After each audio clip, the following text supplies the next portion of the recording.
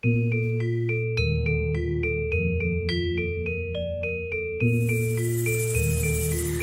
Swastiastu. Halo teman-teman Hindu, apa kabar kalian? Kembali lagi dengan aku Dinda yang akan menemani kalian di acara podcast kita hari ini tentang Taman Surga, cara asik berdharma wacana. Oke, untuk tema kita hari ini kita akan membicarakan apa ya?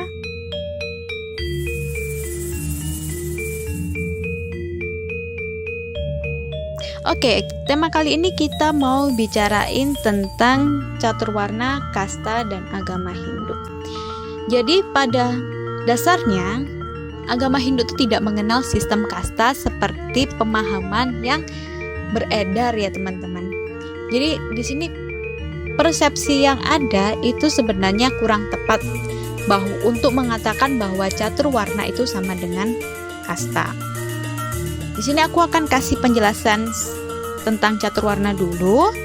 Catur warna itu kalau kita penggal katanya nih terdiri dari kata catur yang artinya 4 dan warna dari kata wri yang artinya memilih. Ketika kata itu disambungkan ya teman-teman, itu kita bisa tahu bahwa catur warna itu adalah 4 pilihan hidup manusia yang mana pilihan itu dilihat berdasarkan bakat, keterampilan, kualitas, dan kemampuan dari seseorang. Dan seperti yang kita tahu bahwa catur warna yang ada dalam agama Hindu itu terdiri dari 4 hal. Dan aku mau sebut itu sebagai 4 fungsi ya teman-teman, 4 fungsi dalam masyarakat. Yang pertama adalah Brahmana, di mana ia bertugas dalam menangani hal yang bersifat kerohanian, seperti pedanda, seperti pemangku. Itu kita bisa sebut sebagai Brahmana. Lalu ada Ksatria, yang mana dia bertugas menangani hal yang bersifat kepemimpinan. Seperti mungkin zaman dahulu itu ada raja, terus ada perdana menteri juga bisa. Lalu kalau untuk sekarang mungkin presiden, menteri, dan lainnya. Lalu ada Waisya, yang mana ia bertugas dalam menangani hal yang bersifat kesejahteraan atau mereka-mereka yang mengatur roda perekonomian. Mungkin kalau sekarang itu kita bisa lihat itu seperti para pendiri startup, bisnismen, lalu pengusaha. Kalau zaman dulu itu mungkin seorang pedagang. Lalu ada Sudra, yang mana ia bertugas dalam menangani hal yang bersifat ketenaga kerjaan atau pelayanan. Yang mungkin kita bisa lihat di sini seperti prajurit kalau di zaman kerajaan dahulu ya teman-teman. Seperti kita lihat contohnya public relation, terus humas mungkin divisinya, lalu ada juga mungkin bagian sekretaris, itu juga mereka yang bertugas untuk memberikan pelayanan. Tapi nih sayangnya ya teman-teman, catur warga yang aku jelasin tadi itu ternyata mengalami pergeseran yang cukup drastis. Nah, pergeseran ini yang kita akhirnya kenal sebagai nama kasta. Padahal catur warna itu sendiri kalau dilihat lagi dari pengertian di atas itu merupakan suatu fungsi sosial, bukan sebagai tingkatan sosial dalam masyarakat yang bertingkat-tingkat, dan yang dimana kalau dilihat kalau bertingkat-tingkat itu yang paling bawah itu kan yang paling gak enak ya. Tapi sebenarnya itu bukan. Dan semuanya fungsi sosial yang aku sebutin tadi seperti Brahmana, Ksatria, Waisya, dan Sudra itu memiliki fungsi sosial yang sama untuk mengatur masyarakat agar masyarakat itu menjadi lebih stabil. Begitu. Jadi kenapa sih kok bisa sampai ada pergeseran seperti itu? Nih, ini aku mau bahas nih tentang kasta. Jadi kasta itu sendiri teman-teman lahirnya bukan dari agama Hindu. Jadi agama Hindu ini catur warna yang tadi yang aku sebutin itu digeser. Siapa yang menggeser? Pertanyaan adalah siapa yang menggeser? Dari sejarah, dari beberapa sumber yang nanti akan aku kasih di link deskripsi ya. Aku baca-baca sumber, ternyata itu sumber yang paling banyak mengatakan bahwa ketika India dulu berada dalam masa kolonialisasi, dulu kan India nih jadi pusat agama Hindu ya pertama.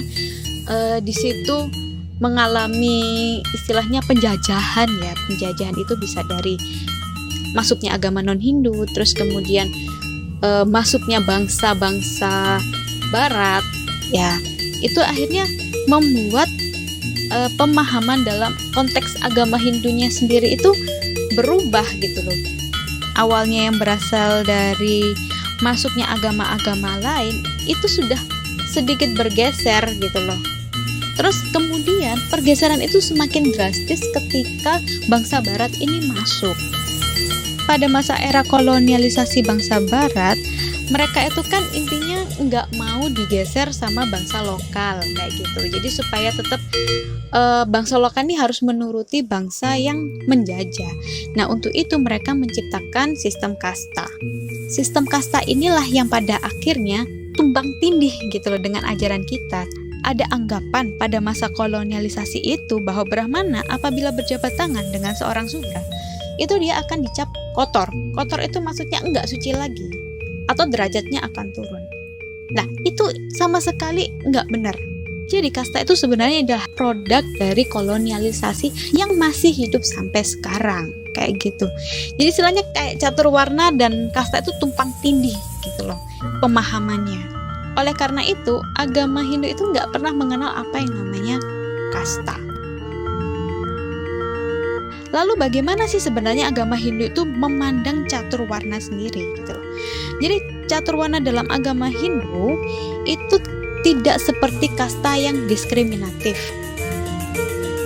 Tujuannya adanya catur warna adalah agar posisi yang ia dapatkan, entah itu ksatria, waisya, sudra, itu berguna dan dapat terpakai untuk kebaikan masyarakat. Nah, salah satu sloka nih yang ada dalam Weda, seperti di Yajurveda bab 30 sloka kelima menyatakan seperti ini. Brahmane Brahmana, ksatria rajanya, Marupyasya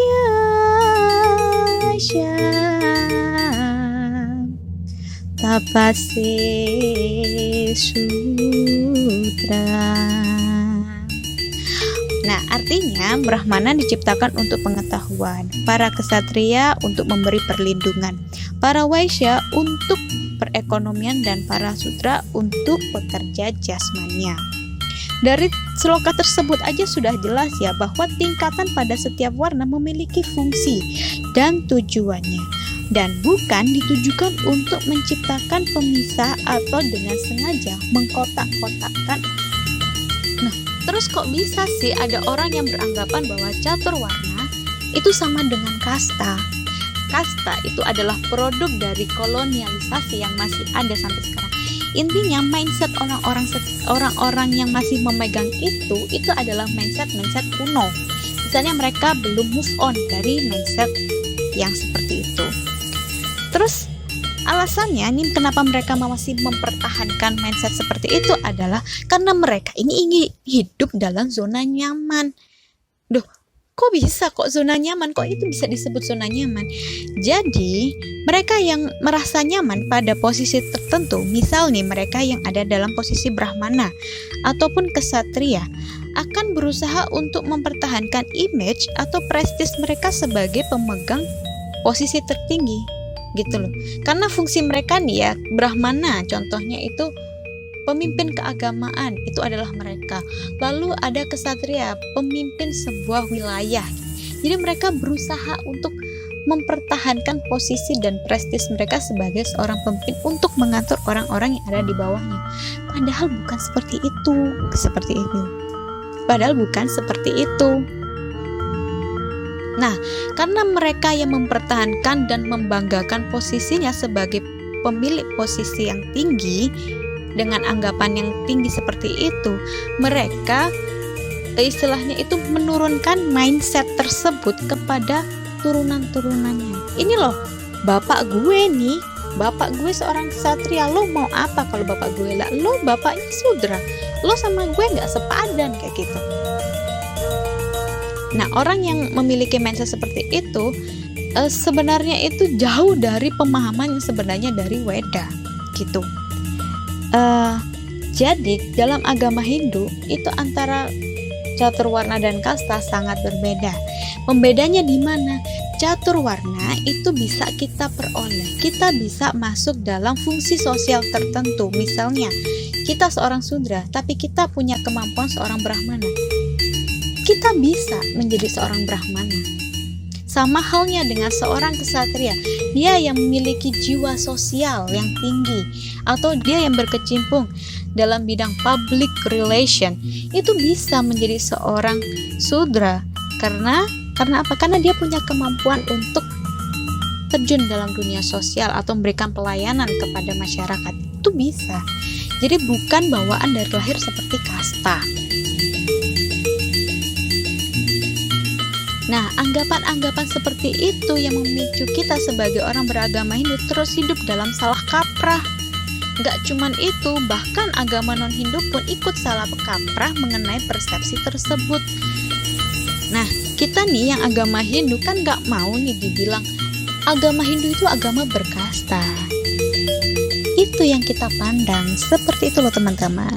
Jadi ayo, siapa di antara kalian yang masih aja pilih-pilih teman berdasarkan status sosial? Come on, ayolah kita ubah mindset kita. Kita nggak lagi hidup dalam penjajahan, dan kita juga nggak lagi hidup dalam masa kolonialisme. Jadi kita harus bangkit dan kita harus ubah pandangan tersebut menjadi pandangan yang positif. Oke teman-teman, sampai di sini dulu podcast kita hari ini. Semoga podcast kita hari ini membawa manfaat bagi kalian yang ingin belajar dan mendalami agama Hindu. Jangan lupa juga untuk klik like, subscribe, dan juga share video ini agar kami semangat untuk membuat konten-konten agama Hindu lainnya. Dan jangan lupa juga untuk follow akun media sosial kita di Senja Hari Media, baik di Facebook, Instagram, atau Twitter. Ingat untuk selalu menerapkan 3M, mencuci tangan, menggunakan masker, dan menjauhi kerumunan karena corona belum berakhir. Sampai di sini dulu ya.